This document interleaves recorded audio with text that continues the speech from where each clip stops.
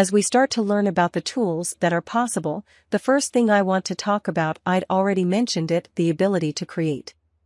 So I'm going to create, and there's lots of things I could create. I'm going to jump down first and talk about coverages, because I did mention them earlier.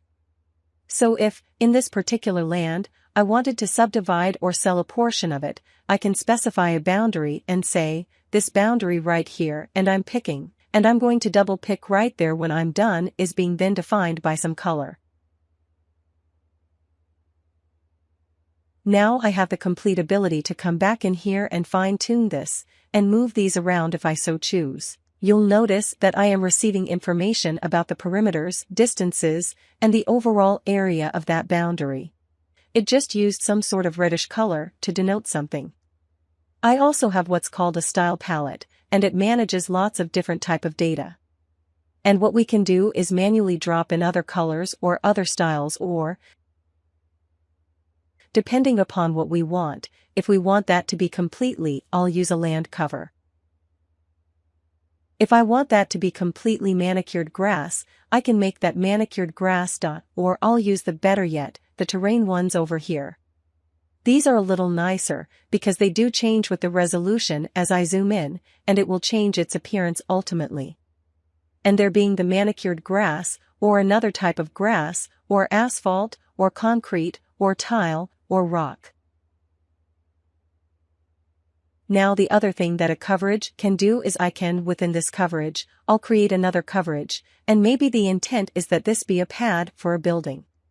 Now I very simply just created that shape, and I can add vertices to it. Add vertices is Alt-Pick, there we go.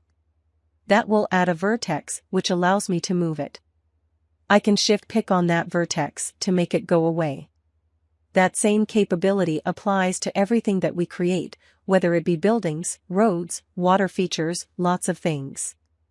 Alt-Pick, Shift-Pick, and then also there's Control-Pick, which allows me to split things like roads into two different types of roads. And I'll do this exaggerated for the sake of clarity. So I just lifted that up. I can grab one of the vertices and I push that down, and I am interacting with the terrain. And I've done some sort of grading. Now the other thing that's possible is, every time you see two cubes, two squares that overlap, that's basically the analysis. So there's analysis for all of the intelligent tools. Over here on the roads, under the bridge, there's an analysis for bridge, and then likewise for drainage. It has the ability, gives me the ability to do things like terrain themes. And what I had already done was I created a terrain theme, and we'll create another one on the fly here real quick, because they're super simple. If I wanted to know, elevation ally, how this all, I can very simply say, let's create a new theme. It's going to be elevation theme. There's 6 colors from red to blue by default, and there's lots of already pre-configured colored ramps that I can utilize. Hit OK, and the entire surface then will be themed. All 200 square kilometers or 77 square miles will be themed elevation ally per those 6 bands. Now, the other thing that I already have on here is things like I have slope banding. So if I wanted to know where is it flat, that would be the things that are shaded in white. Where is it starting to get steeper? Yellow, green, red, right. There's a blue in there somewhere, and it gets deeper. So if I wanted to know on my piece of land, where do flat area, I can make that determination from there. So the product does help me analyze lots of things, I'm just using one as an example.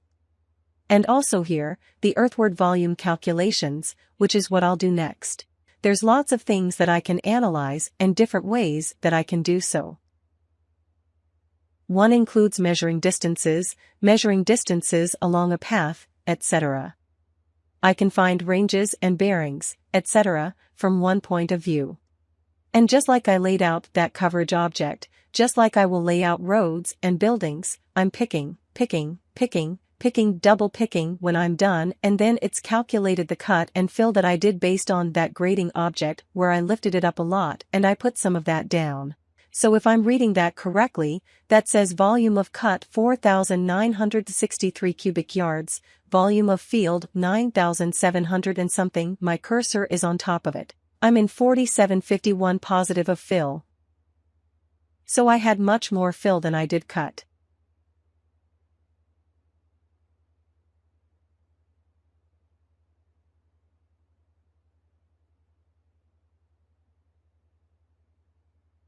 This one behaves similar, but is always flat. It never drapes itself to the ground, and there you can see that it created a flat area. Here, let me turn off my theming. It created a flat area, and what I can say, and I'm going to even delete this one for the moment. I have, underneath the styles and grading, different options on how that should daylight. So right now, if I wanted to daylight out 3 feet irrespective of cut and fill and slope, give me some irregular slope that daylights out at 3 feet, that's the scenario right there. But if I want to do cut and fill at particular slopes, like this is 3:1 in cut, 2:1 in fill, I just drag that on there and I have 3:1 cut and 2:1 in fill. And I can even specify what type of materials for cut. It's using talus, which is this rock over here. And for fill, it's using manicured grass, which is that lighter green over there. This is a different situation here for different grading. Instead of my cut being at a slope, maybe I want to have a retaining wall. I can very simply just drag and drop that, and we will see that the grading will change, and I now have a retaining wall simulated along that area. So I can very quickly and easily define and change these things. And ultimately they do daisy chain. So if I were to grab this and say Ctrl+C, Ctrl+V, I'm going to paste another one right here, and lift up this other one. There's elevational value, ultimately, to the entire process. You can see what is daisy chaining to the other one. If I were to move it, it updates. If I change the vertices, it updates. All of this has been happening dynamically, and I can then specify and simulate a grading entire residential community, if that's what I ultimately wanted to do. Okay, I'm going to then talk about I'm going to get rid of that. The next object that I can create that I'll create at the moment is a building. Just like everything else, pick, define the building footprint, pick, double pick when I'm done. That building got created as some default height, some default style or whatever I used, someone used last or I used last. You can see that I can increase or decrease the height of that. The number of floors will update to properly show the representation of that building. There are building facades that are, again, styles. I'm going to scroll over here. Facades, there's lots of straight out the box facades. And I can just drag and drop a facade onto that building roof, and that will change that building appearance entirely. If I want condos, I can have condos, with balconies, with railings. It's all in 3D if I so choose. Additionally, that building, if I look at the properties of that building, has a style which is called banded applied to it. If I remove that style and update it, I can have simply massing. So depending upon what you need to show within your model, you can have simple massing, you can have buildings that are somewhat representative of what will ultimately be there. We can even have a style here that I'll use. It's under the metal and glass a building and scaffolding, and we don't know, the unveiling, it's not yet official. While the architects are doing their Revit model, I can represent it as a building under construction, and then ultimately unveil it once I get that other model and replace it. So these are very simple models. They are ultimately hollow inside. There's no floors. Although there's window appearing objects and doors, there's no actual physical property of a window or door. So these buildings, and just like we did otherwise I can reshape them, I can recreate them, so forth. Lots of flexibility, very simple and easy to use.